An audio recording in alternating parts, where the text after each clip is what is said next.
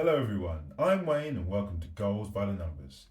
If you're passionate about football and love diving into some of the stats behind every game, you come to the right place. We discuss performances, give you a statistical look at the biggest matches in the Premier League from the previous weekend. So, let's get into it. Today we discuss two Europa League finalists losing matches, a draw between Liverpool and Arsenal at Anfield, and a match between Newcastle and Chelsea at St James's Park, where two teams are vying for Champions League qualification. So, our first match, Newcastle 2, Chelsea 0. So, from the off, Newcastle made their mark by going a goal up within 2 minutes. Anthony Gordon went flying down Newcastle's left, but was stopped/tackled by Caicedo in the box. As he lay there, Newcastle won the ball back via Tonali.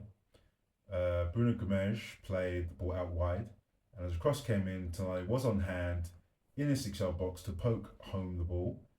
Cue the wild celebration by the Newcastle fans.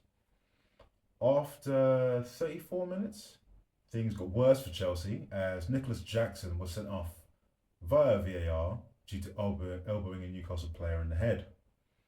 Never a good move. In the 89th minute, Dan Burn played the ball to Gomes. He looked as if he was going to play the ball down the line for Burn to run onto and possibly cross, but he instead cut inside and took a shot which took a significant deflection and looped over Sanchez in the Chelsea goal. Game over. That result leaves Newcastle third, 3 points ahead of Chelsea in sixth, and in prime position to steal Champions League football next season. Maybe even second place as they play Arsenal next. So, the numbers. Both teams had a pass accuracy of 84%. Newcastle made 32 clearances, which illustrates how much Chelsea attacked. 4 Newcastle players created 4 or more shot creating actions, as opposed to Cole Palmer, who got 4 for Chelsea. And Moises Caicedo completed 62 of his 66 passes, which is also known as a 93.9% pass completion rate. So, our next match, the champions, Liverpool 2, Arsenal 2. In the 16th minute, Cody Gakpo stood unmarked in the 6-yard box and was able to head home a cross from Robertson. Okay, cool. Liverpool at home, they're the champions, confidence is high. But then 4 minutes later, Liverpool were through again when Salah played the ball over the top for Szoboszlai to run onto and square to Luis Diaz. At this point, I'm sure the memes about Arsenal not finishing in second would have been worked on feverishly. They would have been worked on at that point. Because as we all know, the internet remains undefeated. Arsenal losing would have added pressure to the next game against Newcastle, who we know won and are a direct rival to finish second in the league. But, big but, in the beginning of the second half, a cross from Trossard was headed into the corner of the goal by Martinelli. Game on. And in the 70th minute, Odegaard had a shot from distance, pushed onto the post by Alisson, and Marino, out of nowhere, ghosted in, followed up the ball, and headed towards the goal from 6 yards. 2-2. And at this point, you think, okay, is the game in the balance? Is one team going to win? Is it going to be a draw? But then Marino, who just scored, was then sent off for a second yellow card in the 78th minute when he was caught on the ball with Arsenal trying to play out from the back and ended up scything down Szoboszlai. Yeah, not great. So, I think in the future, with how Liverpool been this season and the arguably, that level of potential Arsenal have, this could end up being a bit of a key match in the next couple of seasons. So we'll have to keep an eye on that. So, the numbers. The amount of clearances, shots, and passing accuracy were reasonably the same for both teams, which is interesting when you consider Liverpool been so good this season and Arsenal were away from home. But Arsenal had more possession at 56%. Liverpool at home played more long balls than Arsenal, 14 long balls versus 9. Both teams had three players who made more than four shot creating actions.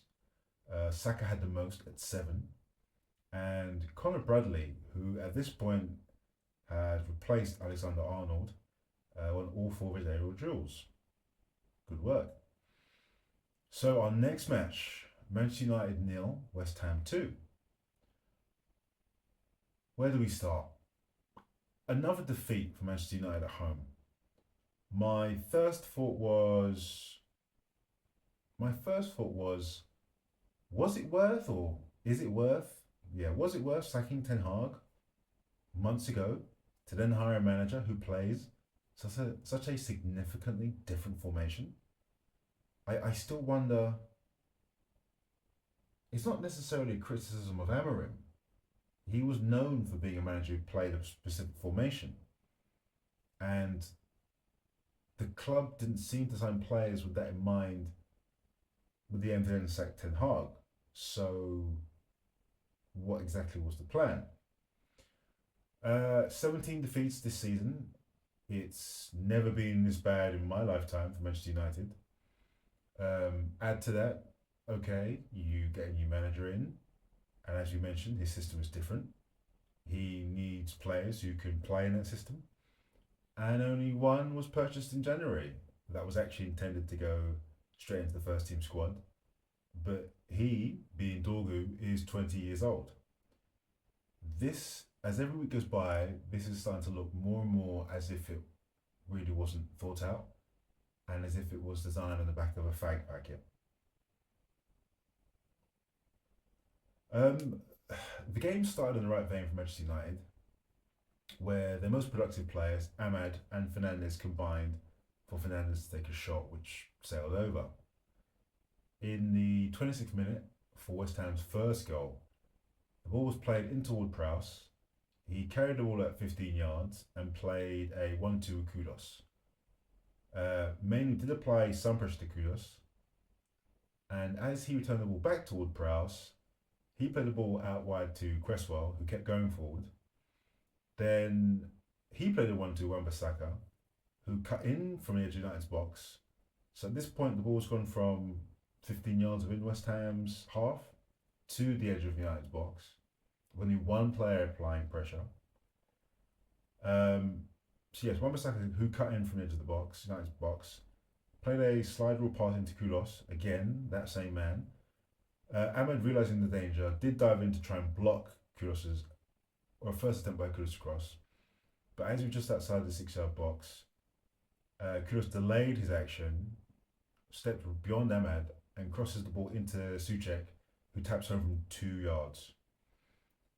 The ball had travelled more than half a pitch easily at this point, and only 2 players of Manchester United seemed to make any kind of conceited effort to intervene. When watching the replay, 2 things I noticed. Souček got goal side of Harry Amas at the back post to score, and Luke Shaw's position wasn't. He was behind Bowen as opposed to being goal side of Bowen. If we are fair, both players are actually left backs. One has very little experience, and the other is a left back playing centre back. And it all just looked a bit disjointed. In fact, the manager actually hinted at this in a post-match interview where he referenced a lack of urgency and a lack of intensity. In the 56th minute, West Ham went 2-0 up when Manuel Ugarte was caught on the ball, seemed to go down, but then nothing really happened. Kudos then ran towards the United goal. His shot just inside the box was deflected to Wan-Bissaka, who squared the ball across the goal for Bowen to tap in. Game over. So the numbers. 20 shots for Manchester United, 5 on target. 9 shots for West Ham, 4 on target, 2 goals. That is a significant contrast. Bruno Fernandes made 11 shot creating actions. Wan-Bissaka got an assist on his return to Old Trafford, and Souček scored a goal, made 5 clearances and blocked 3 shots. Yeah. And our next match, our last match, Tottenham nil, Crystal Palace 2. How best to describe this game? Well, I mean, Tottenham's manager post game did say he didn't know how to explain where they are this season, and he could have been speaking for Manchester United or Tottenham at this point. And his inability to explain what was going on was kind of illustrated in the first half as Crystal Palace, after having two goals ruled out for offside, just seemed to keep going through Tottenham's defence at will. That culminated in Munoz squaring the ball for Eze to tap home from 6 yards at the end of the first half. That ended up rounding off a spell of about half an hour where it was just Crystal Palace just attacking and attacking and attacking. As the second half started, Crystal Palace continued exactly where they left off, and after a run by Sarr, he squared past the ball to Eze, who strolling into the box completely unmarked, started home, and a bit like Manchester United, this killed the match off as a contest. Tottenham, understandably, must be only thinking about their final in the Europa League against Manchester United next week. And at this rate, I'd expect both teams to lose their next Premier League match. Man United playing Chelsea and Tottenham playing Aston Villa, two teams who are trying to get into the Champions League before actually playing each other in the final. And it'll be interesting to see how two teams doing so badly in the Premier League will play out in a European final. So, the numbers, the all important numbers. Tottenham made nearly twice as many clearances, 30, compared to the 18 of Crystal Palace. 30 at home. Tottenham had one of their 8 shots on target. Crystal Palace had 9 of their 23 shots on target, highlighting their complete dominance in this London derby. That's what I look for, London derby. In fact, in the second half, Tottenham had 4 shots and Crystal Palace had 8. Crystal Palace had 16 in the first half, but as soon as they got the goal early in the second half, the foot came right off the pedal. Mark Gahey attempted the most passes for Crystal Palace, 61, and made the most carries, 42 for his team. Crystal Palace had 4 players create more than 5 shot creating actions, and Ben Davies of Tottenham made 7 clearances. What a weekend! Looking back at how the season's gone.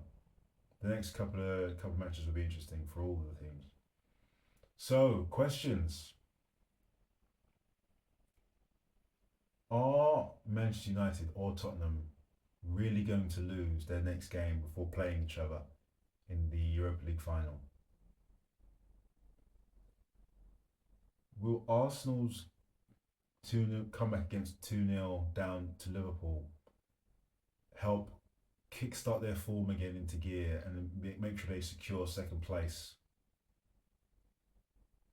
And are Chelsea, after losing this game against Newcastle, in danger of missing out on Champions League football? I say that with them playing Manchester United next, which I assume they surely are going to win. Anyway, with that all in mind, comments below, opinions, let's share some points, discuss what's happened over the weekend, and I'll catch you all in the next one.